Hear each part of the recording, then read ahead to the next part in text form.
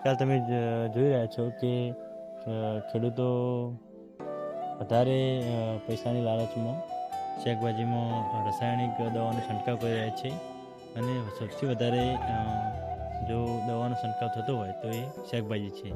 તો આપણે ઘરે આ પ્રકારની ખેતી કરી શકીએ, જેમાં રીંગણ અને આવાલ ખેતી કરી શકીએ છીએ, જેને કિચન ગાર્ડન તરીકે ઓળખવામાં આવે છે.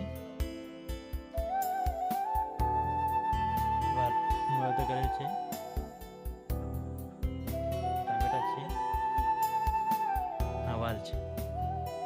તો દરેક ખેડૂતને મારી નમ્ર વિનંતી છે કે ઘરે તમે આ રીતે કિચન ગાર્ડન કરીને શાકભાજીનું વાવેતર કરી શકો છો, જે પ્રાકૃતિક અને દવા વગરની હોય છે. એમાં કોઈ પણ દવાનો છંટકાવ હોતો નથી, જેનાથી આપણે સ્વાસ્થ્ય સુધારી શકીએ છીએ. જોઈ શકો છો